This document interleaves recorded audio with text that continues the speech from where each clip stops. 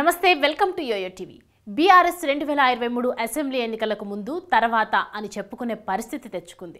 సార్వత్రిక ఎన్నికలకు ముందు కేంద్రంలో ప్రత్యామ్నాయ శక్తిని ఏర్పాటు చేస్తామని ఆ పార్టీ పెద్ద ఎత్తున ప్రచారం చేసింది. బీఆర్ఎస్ బీజేపీని నరేంద్ర మోడీని టార్గెట్ చేసింది. జాతీయ రాజకీయాల్లోకి రావడానికి కేసీఆర్ ఇతర రాష్ట్రాల నేతలను కలిశారు. అయితే బీఆర్ఎస్ పార్టీకి అంతా తలకిందులయ్యింది. సార్వత్రిక ఎన్నికల్లో ఓటమి పాలైన ఆ పార్టీ లోక్సభ ఎన్నికల్లో పుంజుకోవాలని భావిస్తోంది. సార్వత్రిక ఎన్నికల్లో ఓటమి పాలైన ఆ పార్టీ లోక్సభ ఎన్నికల్లో పుంజుకోవాలని భావిస్తోంది. బీఆర్ఎస్ అధినేత కేసీఆర్ ఎన్నికల ఓటమి తర్వాత ఇంకా అసెంబ్లీలో అడుగు పెట్టలేదు. అధికార పార్టీపై దాడికి కేటీఆర్, హరీష్ రావు బాధ్యత తీసుకున్నారు. గాయాలకు ఉప్పు రుద్దుతూ తెలంగాణలో ఎదగడానికి బీఆర్ఎస్ ను బీజేపీ అంతం చేయాలనుకుంటోందా అనే ఊహాగానాలు కూడా వినిపిస్తున్నాయి. దీర్ఘకాలిక లక్ష్యాన్ని దృష్టిలో ఉంచుకుని బీజేపీ రాష్ట్రంలో బీఆర్ఎస్ ను అంతం చేయడంపై దృష్టి సారిస్తోందని చెబుతున్నారు. బీజేపీ ఎప్పుడూ దీర్ఘకాలిక లక్ష్యాలను దృష్టిలో పెట్టుకుని పనిచేస్తుందని రాజకీయ పరిశీలకులు అంటున్నారు. బీజేపీ కూడా అదే అమలు చేస్తోందని అంటున్నారు. రాష్ట్రంలో బీజేపీకి స్థానం ఉంది.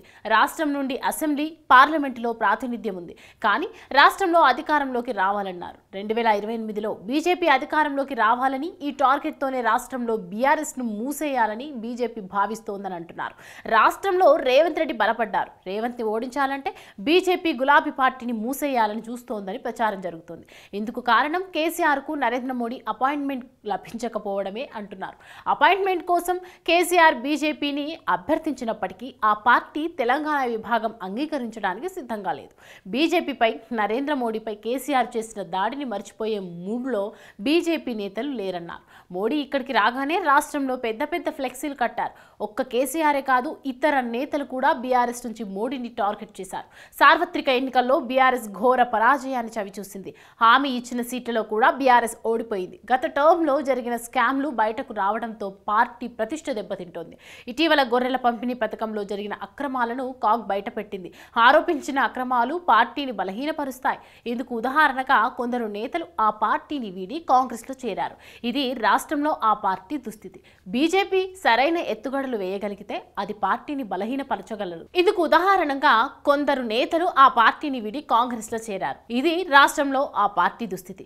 బీజేపీ సరైన ఎత్తుగడలు వేయగలిగితే అది పార్టీని బలహీనపరచగలదు. రాష్ట్రంలో కారు పార్టీని మూసివేయగలదు. ఇదే జరిగితే బీజేపీ నంబర్ 1గా మారి అధికారంపై కన్నేసి ఉంటుంది.